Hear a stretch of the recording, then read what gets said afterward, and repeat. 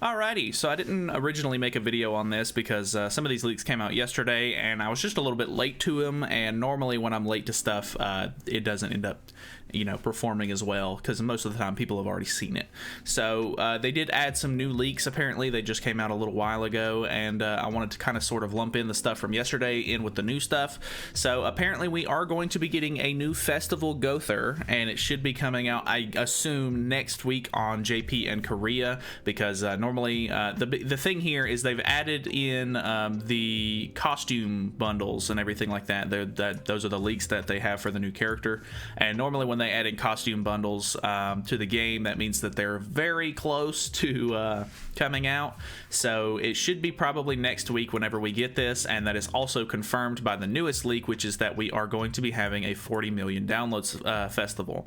So the fact that all of these bundles and everything like that just got added means that we're more than likely getting it next week on JP and Korea. So I guess, look forward to, summoning on that if you want to, or get mad at the developers for not spacing out the downloads or the festivals, a little bit more, because honestly it is kind of annoying to see the fact that we're getting a 40 million downloads festival. The last downloads festival we got was the Festival King one, and that was probably the worst festival unit, at least. Not the festival itself wasn't that bad, but I honestly think, after they did that one dev notes and they were basically saying like, hey, we're going to try to make sure that we change it up and make sure that there's like global festivals and, Japanese festivals, so that way there's going to be festivals for the half-year anniversary and the like the yearly anniversary for both versions of the game. That already cements 4 festivals in the game each year,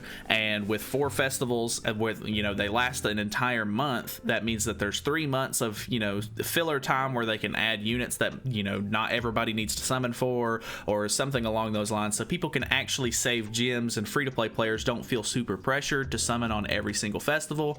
But of course they're not going to do that. It's literally been we're still on the tail end of the Margaret Festival at the moment for global, so I mean it's literally going to be pretty much 1 month. We're going to get the Ragnarok banner coming out next on global, and then it's going to be the Awakened Easton and Green Mono banner after that, and then it's just going to, I'm assuming it's going to be the Festival Gother banner, which is pretty unfortunate. 1 month and 2 banners as a sort of filler time between this festival is pretty shitty, I'm not gonna lie. So I don't know. Plus I've said it a million times at this point, but the festivals in this game do not feel like festivals to me. Like, the fact that they're celebrating 40 million downloads is great, but they never end up giving anything out besides just random materials and stuff like that. As far as summons goes for a lot of these festivals, which I feel like should be the most important thing and the thing that you should be trying to give away, to give back to the player base, they're super stingy with, which is very unfortunate because, even when they do give out free summons for festivals, it ends up being on another banner that is not the festival banner.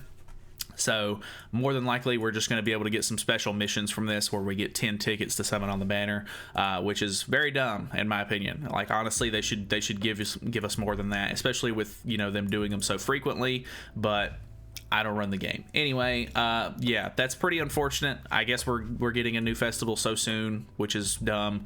But I am kind of excited for Gowther because, honestly, I think a lot of people were wanting Festival Gowther or Purgatory Bond when Bond came out, and it looks like we're going to be getting Gowther next. His name is Hijack Gowther, and I don't necessarily know if that gives away what form he's going to be in. But a lot of people were sort of speculating and thinking that it could have been, I think if I still have it up, this one right here. This is very, very zoomed in. If I can zoom out here, this was a picture floating around. This picture actually got data mined out of the game whenever Festival King came in, and I'm kind of hoping that it's this Gowther. I know that it's not technically Gowther inside the suit here, but this would be a super cool unit to have. And if they've already like got the outfits and stuff like that sort of made and already like sort of modeled and everything like that, this would be a super cool unit. Obviously, I think it's more likely that we're going to be getting the Demon Gowther or Commandment Gowther or Wheelchair Gowther or whatever you want to call him. I would imagine it's probably going to be him. It could end up just being another doll Gowther, like, for sure. You never really know, I guess, but Yeah, I don't know. Hijack is pretty much the move where he like takes somebody over or like controls them or like goes into their mind or whatever, which is very, very interesting. I don't necessarily know if he's going to have rank up in this situation though, because if he has hijack almost seems like it would be a buff card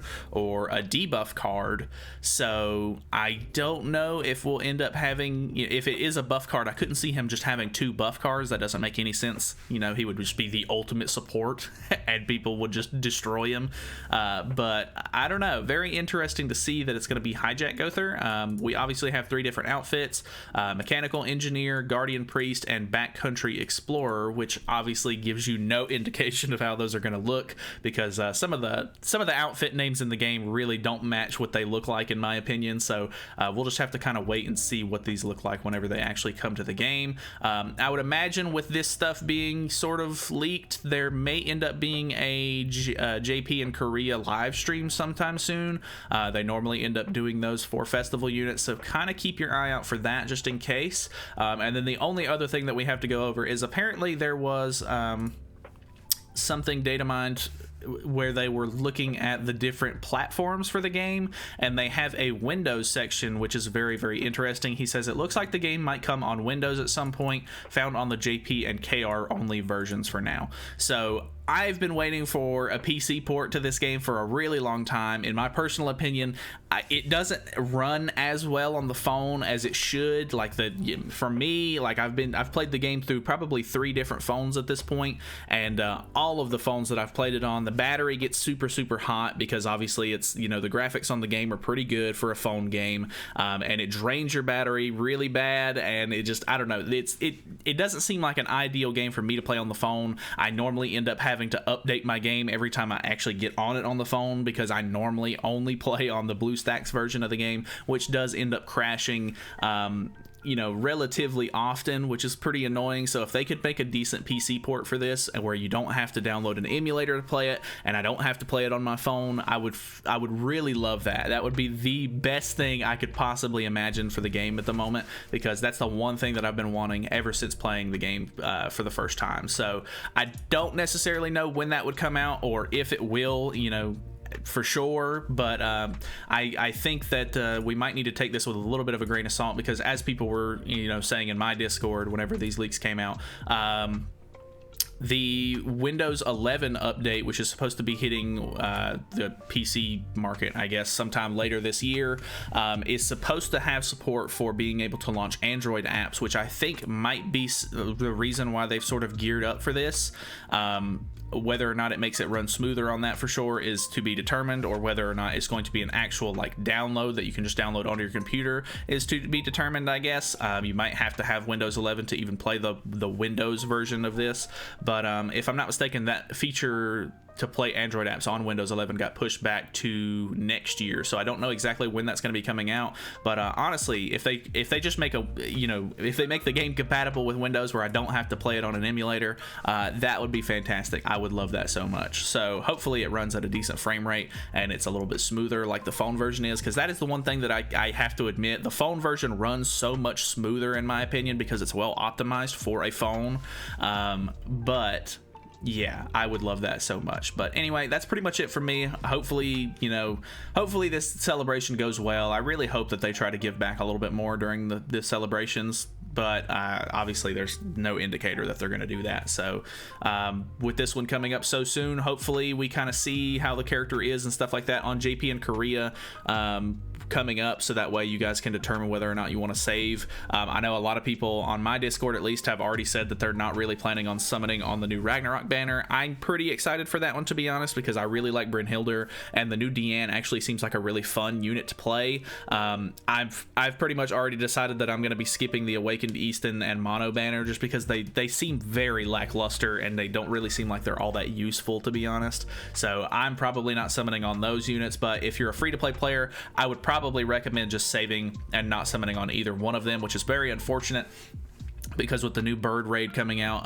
Brynhildr is actually a very good unit for it if you don't have Sariel, but I guess it is what it is. They're just gonna kind of screw the player base over a little bit more. So yeah, we shall see how it goes. Hopefully you guys enjoyed the video. Let me know what you guys think about all these leaks and everything like that down in the comments below. Thank you guys so much for watching. Feel free to subscribe for more content in the future, and I will see you guys in the next one.